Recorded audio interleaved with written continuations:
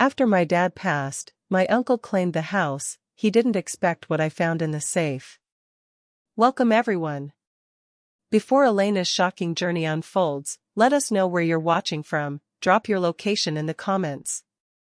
If you're ready for an incredible tale of betrayal and justice, hit that subscribe button, smash the like, share with friends who love dramatic stories, and turn on notifications so you never miss our powerful content. I stand at my father's funeral, numb from grief that sits like a stone in my chest. The ceremony ends, and people drift away with their sad smiles and hollow condolences that do nothing to ease the ache.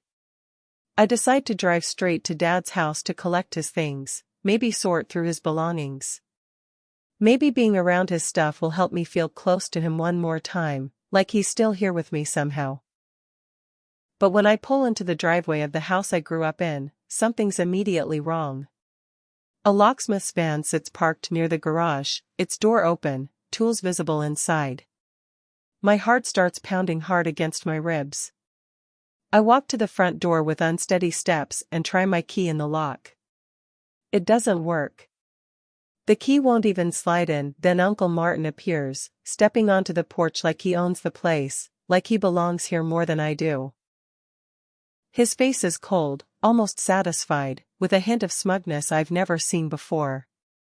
"This isn't your house anymore, Elena," he says flatly, voice devoid of sympathy or warmth. My throat tightens until I can barely breathe. The words don't make sense. "What are you talking about?" He crosses his arms over his chest, looking down at me from the porch. "Your father promised me this house before he died. It's mine now. Legally mine." The words hit me like a physical slap across the face. Dad just died yesterday. His body is barely cold. How can Martin already be changing locks, already claiming ownership? I want to scream, to argue, to demand answers, but shock freezes my tongue. I stand there like an idiot, speechless and trembling. I turn and walk back to my car on shaking legs, fury building with each step. As I drive away, watching the house disappear in my rearview mirror, I whisper through clenched teeth, "We'll see about that, Uncle Martin." The next morning, I drive to Dad's lawyer's office downtown, gripping the steering wheel so tight my knuckles turn white. Mr. Thompson has been handling our family's legal documents for 20 years, ever since I was a kid. He'll straighten this mess out. He has to, but when I arrive and sit across from his large mahogany desk, he looks uncomfortable, shifting in his expensive leather chair. He shuffles papers on his desk, avoiding my eyes completely. "Elena, I'm so sorry about this situation. The original will, it's missing. Gone." My stomach drops like I've fallen from a great height. "Missing? How can a will just disappear? You're the one who keeps it safe." He clears his throat, tugging at his collar. "Your Uncle Martin claims your father verbally promised him the house in his final days. Without the official written document to contradict that claim, it's extremely hard to prove otherwise in court." I lean forward across his desk, desperate and pleading. "But you know Dad. You knew him for decades. He wouldn't do that to me. He wouldn't promise Martin the house. It doesn't make any sense." Mr. Thompson shifts in his seat again, looking everywhere but at my face. He's definitely hiding something.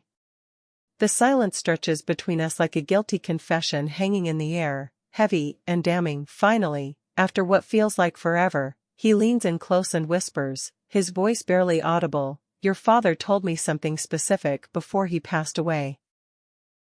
He said there's something important in the safe. The old one in his study."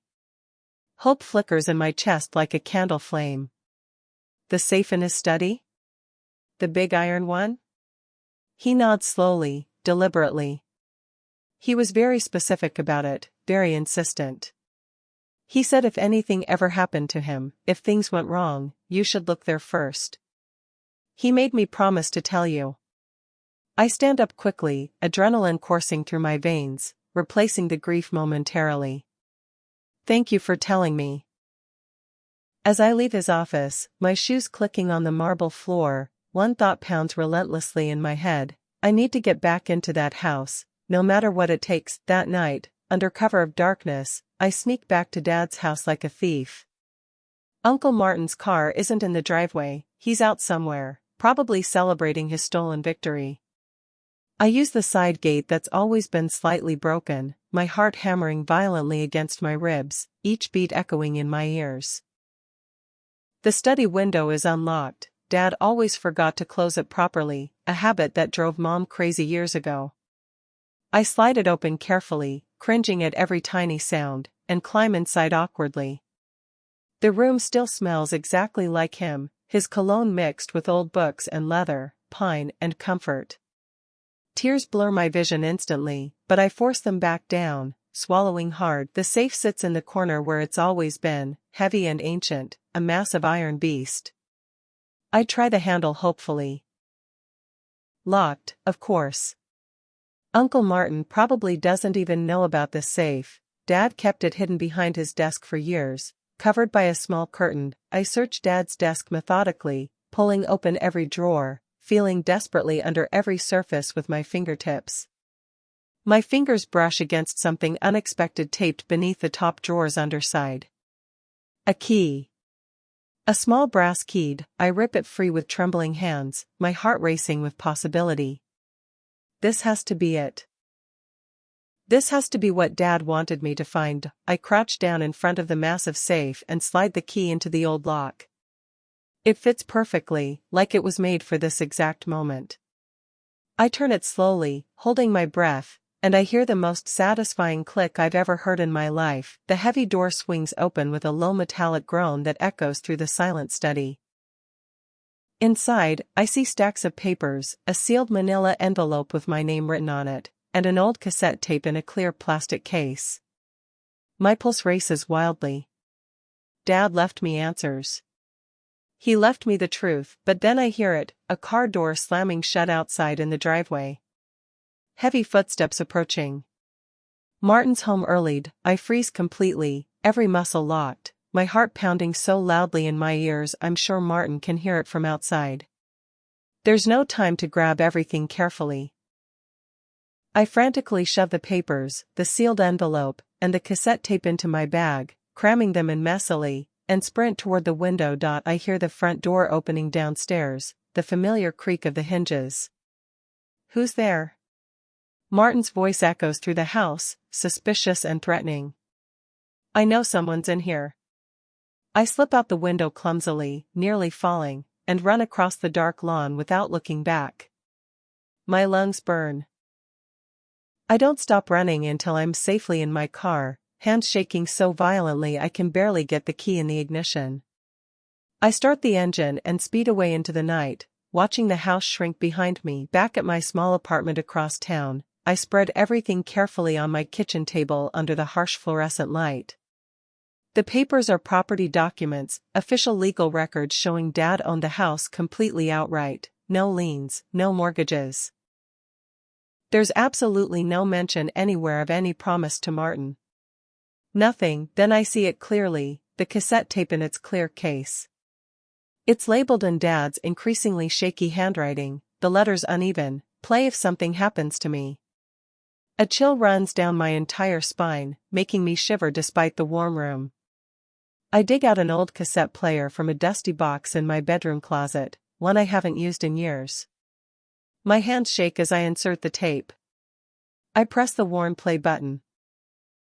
Static crackles loudly through the small speakers. Then Dad's voice fills the quiet room, trembling but clear and unmistakably his. Elena, sweetheart, if you're hearing this tape, it means I'm gone now. And it means your Uncle Martin absolutely can't be trusted. My breath catches painfully in my throat. He sounds genuinely scared, something I'd never heard in his voice before, not in my entire life. I'm recording this because I desperately need you to know the truth about everything. Your Uncle Martin has been. The tape cuts off abruptly, suddenly. In the background, I clearly hear angry shouting, voices raised in argument. Then complete silence. Nothing but static. I rewind the tape with shaking fingers and play it again, hoping for more. But it's the same frustrating, abrupt end. What happened during that recording? What was Dad trying to tell me? I can't sleep that entire night, tossing and turning in tangled sheets. Dad's frightened voice keeps replaying endlessly in my head, over and over. Martin can't be trusted. But why exactly? What did Martin do to him? What terrible thing happened? The next morning, exhausted and desperate, I take all the documents back to Mr. Thompson's office. His eyes widen significantly when he sees the property papers spread across his desk, examining them carefully under his desk lamp. This proves conclusively that your father owned the house completely free and clear, he says, his voice filled with barely controlled excitement. No debts attached whatsoever. But Elena, I'm afraid there's still a serious problem we need to address. My stomach clenches painfully with dread. What kind of problem? Your uncle filed an official will in probate court yesterday afternoon.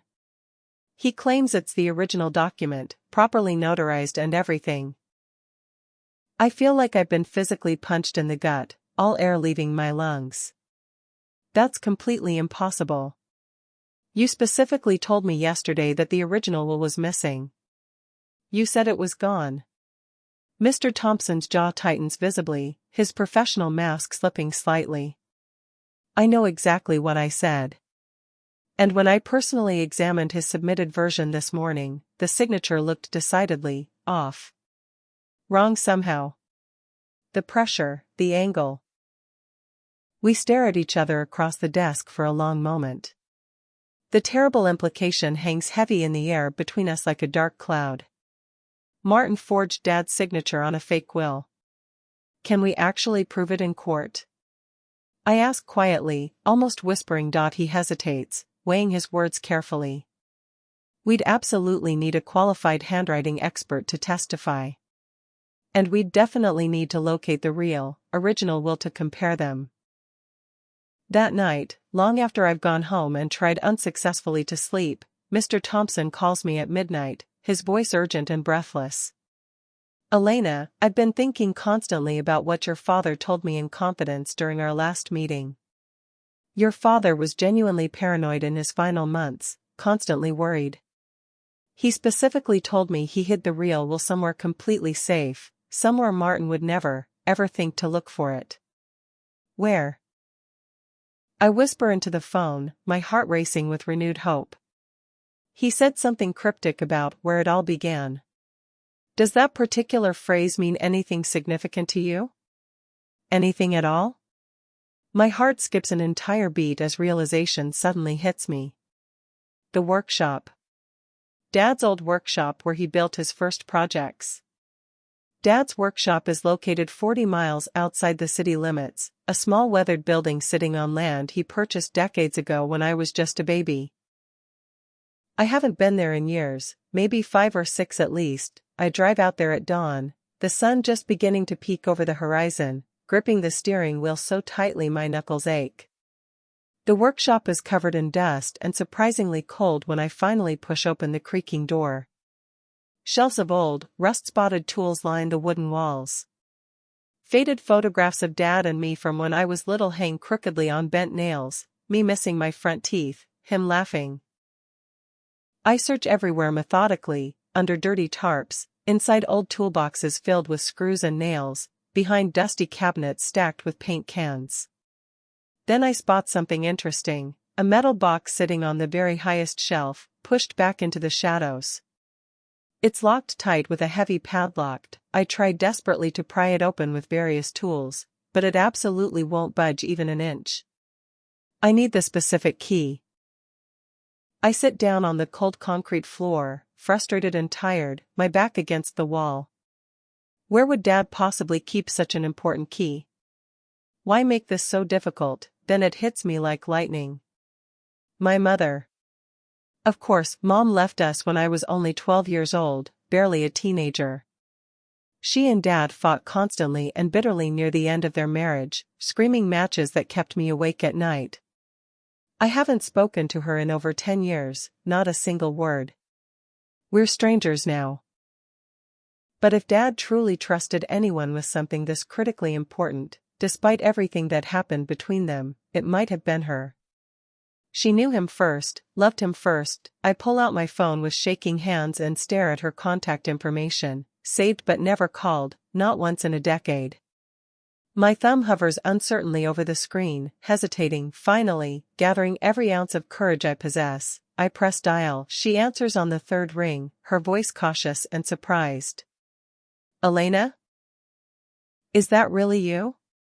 Meeting my mother in person feels completely surreal, like something from a dream. We sit across from each other in a quiet corner diner, stale coffee between us, awkward silence stretching endlessly. She's noticeably older now, much grayer than I remember, with deep lines around her tired eyes. Her hands fidget nervously with a paper napkin, tearing it into tiny pieces.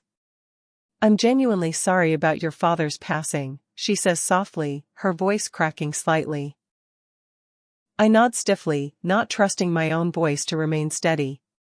Why did you call me after all these years? She asks carefully, searching my face. I explain everything in a rush, Martin changing the locks, the missing will, the threats, my desperate search for answers.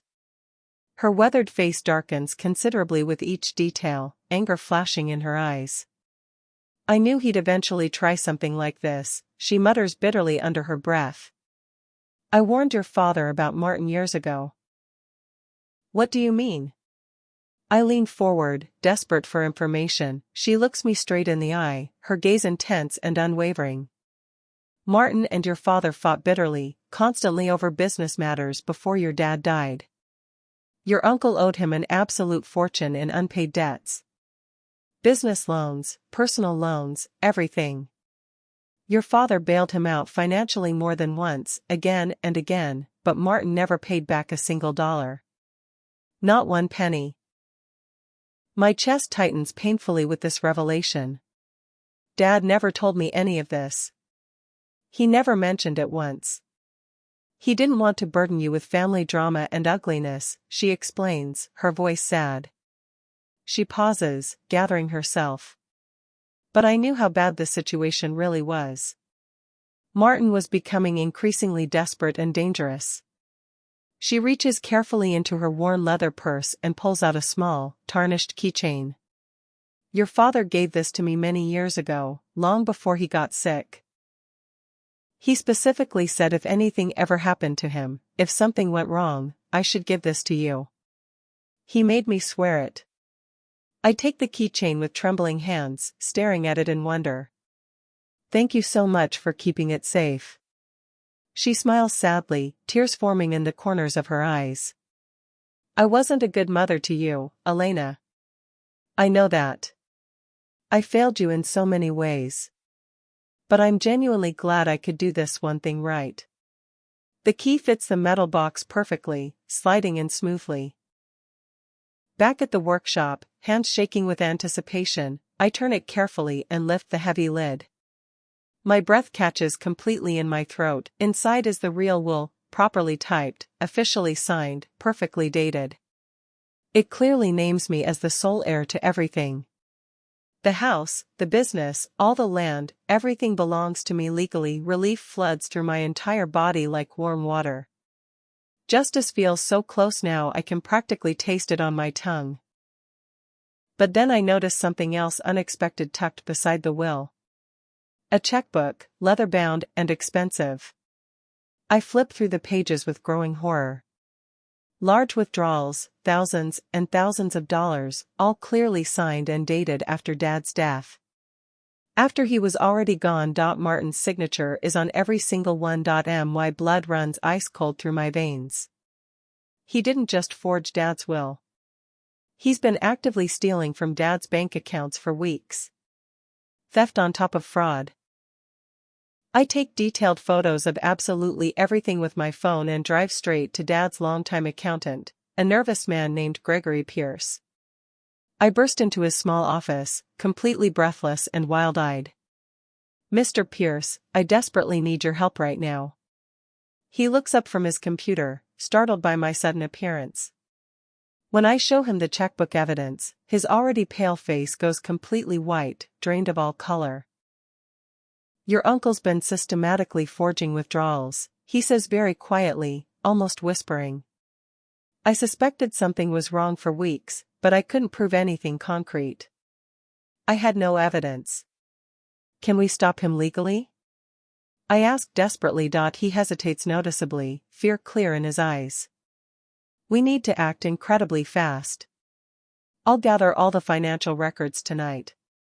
2 days later, Gregory calls me very early in the morning, his voice panicked and breathless. "Elena, I'm leaving town immediately. Your uncle found out I was helping you. He threatened me last night. I'm genuinely scared for my life." Then the phone line goes completely dead with a click. Gregory vanishes entirely without a trace. His office is completely cleared out the next day, desk empty. No forwarding address posted anywhere. No goodbye. I'm alone again, clutching my documents and fading hope, feeling the walls close in. That night, very late, my phone rings shrilly.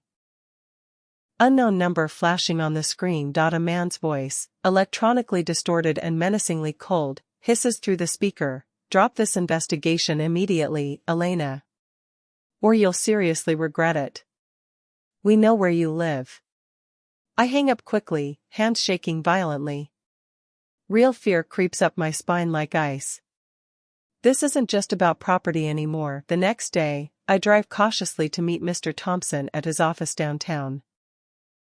But halfway there, merging onto the highway, something feels terribly wrong.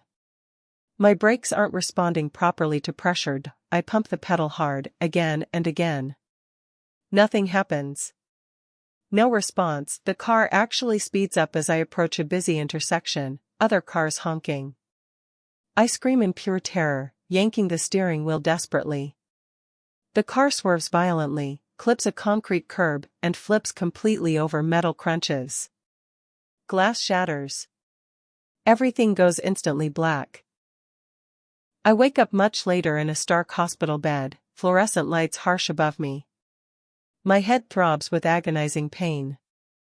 A kind nurse with gentle hands tells me quietly that I'm extremely lucky to be alive. The car is totaled. Another few feet and I would have died. 2 days later, still recovering, I get an unexpected visitor. An older man with kind, weathered eyes and a sympathetic smile.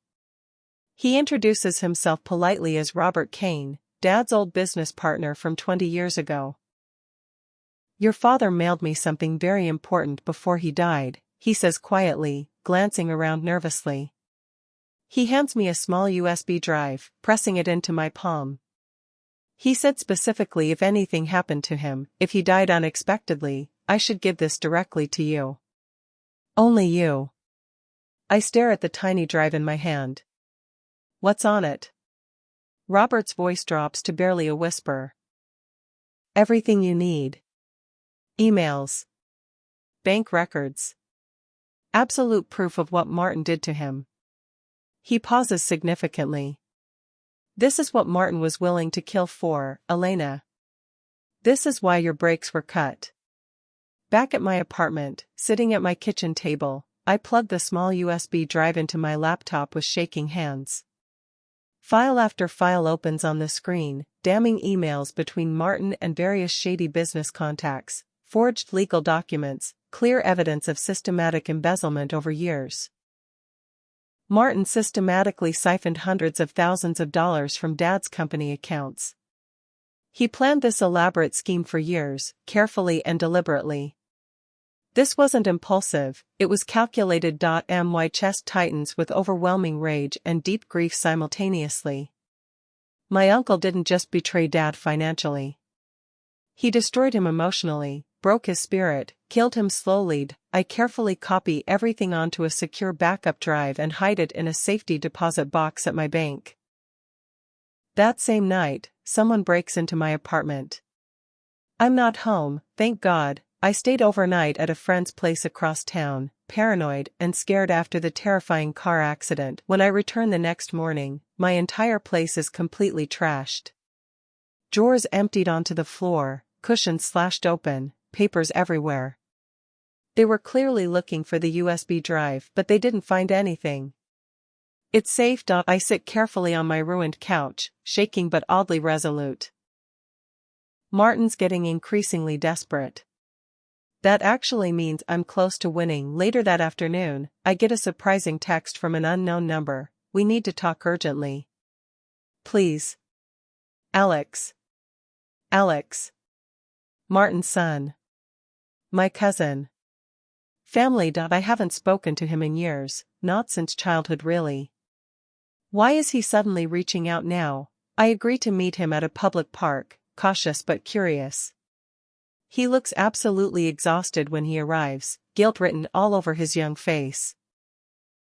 I'm so sorry, he says immediately, the words tumbling out. I've been spying on you for my dad. He forced me. But Elena, I can't do this anymore. I can't. I stare at him, genuinely stunned. Why are you telling me this now? Because he's a complete monster. A criminal. And I want to help you stop him. Alex becomes my unexpected secret ally. He tells me everything about his father's operations, Martin's detailed plans, his corrupt contacts, his next calculated moves. He knows about the USB drive, Alex reveals nervously. He's planning to bribe the probate judge. He's already made contact. My stomach sinks with dread. Can he actually do that? Alex nods grimly, looking older than his years. He's done much worse than bribery before. Together we carefully devise a comprehensive plan. Alex will continue feeding his father false information to keep him off guard while I quietly gather powerful allies. I contact Mr.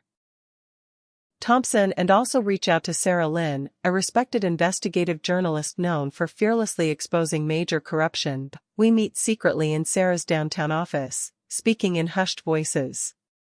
She listens intently, her sharp eyes missing nothing. This is genuinely big, she says, excitement barely contained. If I publish this story, it'll completely destroy him. His life will be over.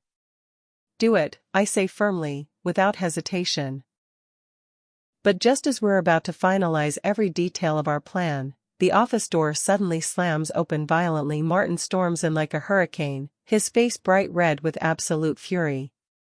You actually think you can outsmart me, he snarls viciously, looking straight at me with pure hatred. You pathetic child. My heart stops completely. He somehow overheard everything we said. You're such a fool, Elena, he spits with contempt. You're just a greedy little orphan playing detective. Mr. Thompson stands up quickly, placing himself between us protectively. You shouldn't have forged that signature, Martin. Big mistake. Martin lunges forward aggressively, but security guards rush in immediately and physically hold him back. He's screaming vicious threats as they drag him out forcefully.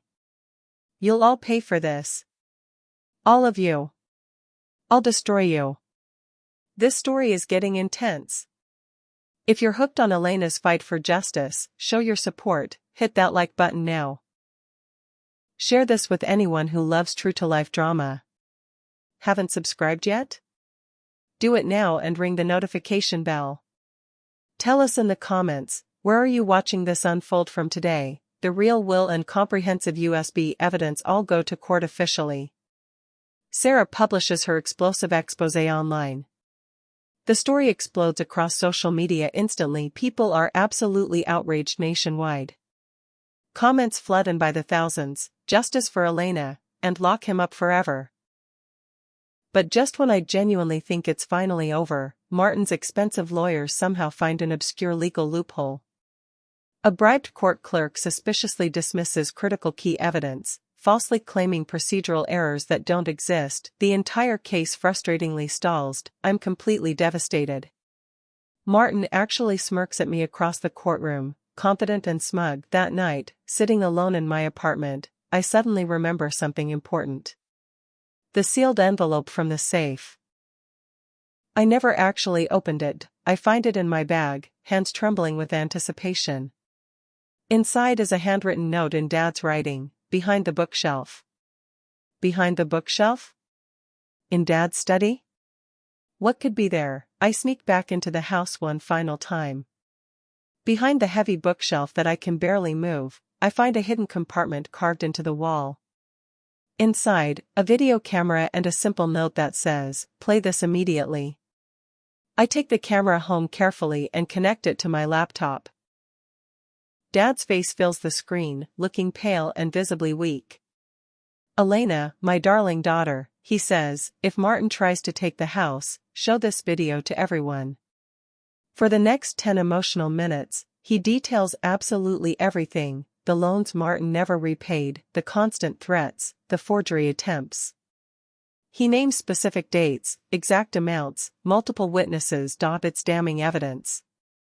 Completely irrefutable. I send the video to Mr. Thompson, Sarah, and the court. Anonymously through an encrypted service, the video goes absolutely viral within hours. Within the first day, it's everywhere: major news outlets, social media platforms, trending topics nationwide. "Dying man exposes brother's betrayal" reads one major headline. Public opinion shifts violently and suddenly. Martin's face is plastered across every screen imaginable, labeled publicly as a fraud and a thief. Angry protesters gather outside the courthouse daily, holding signs, demanding justice. Martin's lawyers scramble desperately. His reputation collapses completely overnight. 2 days later, he calls me, his voice shaky and desperate, unrecognizable. "Elena, please. Can we meet? Just you and me? I need to talk to you." I hesitate, suspicious. Alex warns me seriously it might be a trap, but I need closure. I need to hear what he has to say. I agree to meet at Dad's house, the exact same place he locked me out before. When I arrive, Martin is sitting defeated on the porch, looking noticeably older, broken. He doesn't speak as I walk up. I stand in front of him, arms crossed defensively. "What do you want from me?" He looks up slowly, his eyes red and swollen. "I'm sorry. I'm so sorry." I laugh bitterly, harshly. "Sorry? You stole absolutely everything. You tried to kill me. Sorry doesn't fix that." "I didn't mean," he stops, shaking his head hopelessly. "I was desperate. Completely broke. Your father had everything I wanted, and I had nothing." "Nothing? So you destroyed him?" My voice cracks emotionally. "He was your own brother, your family." "I know." He buries his face in his hands, sobbing. "I know." Police sirens echo in the distance, growing steadily louder. Martin looks at me, resigned to his fate. "You called them." "I did." Officers pull up and place Martin under arrest. Fraud. Forgery. Embezzlement. Attempted murder. The list goes on. He doesn't resist at all. As they lead him away in shiny handcuffs, he glances back at me one last time. There's no anger in his eyes. Only profound regret and shame. I watch the police car disappear slowly down the road, feeling a strange mixture of triumph and deep sadness. Back inside the house that's finally mine, I open the last envelope from the safe with careful hands. It's a letter, written in Dad's increasingly shaky handwriting. "Elena, I built this house for love, not greed. If you're reading this, it means I'm gone. But you're not alone. You have everything that matters: strength, integrity, and a future worth fighting for. I'm proud of you. Love always, Dad." Tears stream down my face uncontrollably. I clutch the precious letter to my chest, feeling his presence like a warm embrace. Then I notice something else in the envelope, a property deed to something I've never heard of before. A small coastal home. Address in Malibu, California. My name is on the deed. It's been mine all along. I laugh through my tears. Dad had one more surprise. A week later, I drive to the coastal property, my heart racing. It's a small, charming house overlooking the ocean, tucked away from the world, private and beautiful. The front door is unlocked. Inside, everything is pristine, furniture covered in white sheets, windows letting in golden sunlight. There's a note on the kitchen counter, "My dream escape. Now yours, Dad." I walk onto the back porch and stare at the waves crashing against the shore. The sound is peaceful, healing. For the first time in weeks, I feel like I can breathe. I whisper to the ocean, to the sky, to wherever Dad is now. "We made it, Dad." Months pass slowly. The legal battles finally end. The house, the business, the properties, all officially mine. Martin's assets are seized to repay what he stole. He's sentenced to 6 years in prison. Alex apologizes again and again. I forgive him. He was a victim too, manipulated by his father's lies. We rebuild the family business together. Slowly, carefully. One day, Alex approaches me with a proposal. "Let me help restore Dad's house. I want to make things right." I consider it. Then I nod. Okay. We work side by side, repairing walls, repainting rooms, replacing what Martin damaged. It's hard work, but it feels good. Healing. Alex proves himself day after day, honest, dedicated, remorseful. One afternoon, we finish the last room. We stand back, surveying our work. "He'd be proud," Alex says quietly. I smile. "Yeah. He would." I move into Dad's house permanently. It finally feels like home again. The safe sits in the study, now filled with photos and keepsakes instead of secrets. I visit the coastal property on weekends, sitting on the porch with coffee, watching the sunrise. Life isn't perfect, but it's mine, earned, fought for, reclaimed. Martin writes me from prison. A short letter, asking for forgiveness. I don't respond. Not yet.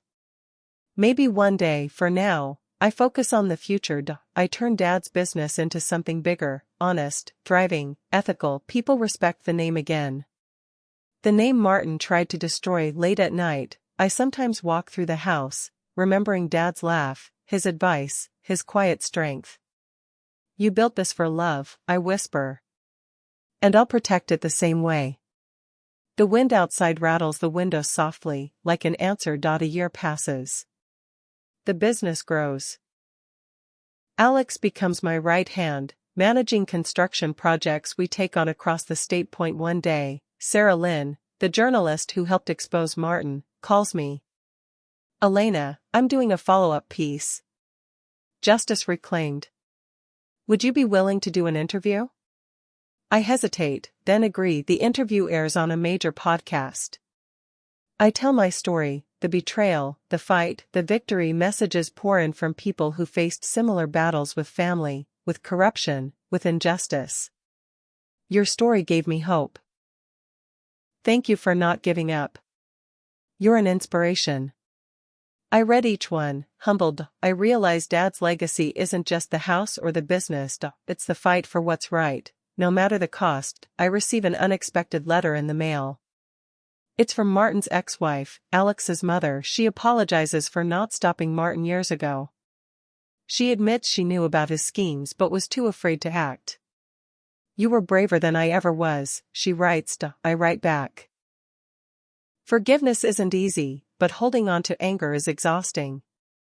"Thank you for raising Alex to be better than his father," I reply. "We never become close, but the exchange feels like closure." Meanwhile, Alex starts dating someone, a kind woman named Claire who works at a nonprofit. She's good for him. She sees him for who he is now, not who his father tried to make him. We celebrate their engagement with a small dinner at the coastal house. For the first time in years, I feel like I have a family again. Not the one I was born into, but the one I chose. One evening, I visit Dad's grave. I bring flowers and sit on the grass, talking to him like he's still here. "You were right about everything, Dad. The safe, the secrets, the fight." I pause, smiling. "Martin's locked up. The house is ours. Alex is good now. You'd like Claire." The wind rustles through the trees. I miss you every day. But I'm okay. I'm strong. Just like you taught me. I stand, brushing off my jeans. Thank you for the coastal house. I go there when I need peace. It's perfect. As I walk back to my car, I glance over my shoulder one more time. I love you, Dad. The sun dips below the horizon, casting golden light over the cemetery. For the first time since his death, I feel at peace. Back at the house, I host a small gathering, friends, colleagues, Alex and Claire. We laugh, share stories, toast to new beginnings. Someone asks how I found the strength to fight Martin. I think for a moment. I didn't want revenge. I just wanted the truth. People nod, understanding. Later, Alex pulls me aside. Thank you for giving me a second chance. You earned it, I say simply. We clink glasses. Outside, the stars shine brightly. The house feels alive again, filled with warmth, laughter, love. This is what Dad wanted. Not just walls and property, but a home, and that's exactly what I built. The business continues thriving. We expand into sustainable construction, honoring Dad's love for building things that last. One project takes us back to the old workshop, the place where I found the metal box. We renovated into a training center for young builders, teaching skills and ethics. On opening day, I give a speech. My father believed in building with integrity. This center is his legacy. The crowd applauds. I see Dad in every smiling face. Alex cuts the ribbon, grinning. This is just the beginning, he says. I nod. Yeah. It is. Years later, I'm sitting on the porch of the coastal house. The ocean stretches endlessly before me. My phone rings. It's Mr. Thompson. Elena, I thought you'd want to know. Martin's being released next month. Good behavior. My stomach tightens. I see. He's asked to meet you. No pressure, of course. I close my eyes, thinking. I'll consider it, I say finally. After I hang up, I sit quietly, listening to the waves. I want to see him. Part of me says no. But another part remembers Dad's letter. You have everything that matters. Strength, integrity, and a future worth fighting for. Maybe facing Martin one more time is part of that future. I don't have to forgive him. But I can choose not to let bitterness consume me. I'll decide when the time comes. The day Martin is released, I don't visit. Instead, I send a letter. Martin, I don't forgive you for what you did. But I've moved on. I've rebuilt what you tried to destroy. Dad's legacy is strong. The house, the business, the name, they all endure. You took from me, but you didn't break me. That's all I needed you to know. Elena, I mail it and feel lighter. Closure doesn't require reconciliation. Sometimes, it's just letting go. Alex reads the letter and nods approvingly. You're stronger than all of us. I smile. I learned from the best. Today, I stand on the porch of Dad's house, my house, watching the sunrise. Alex is inside, planning the week's projects.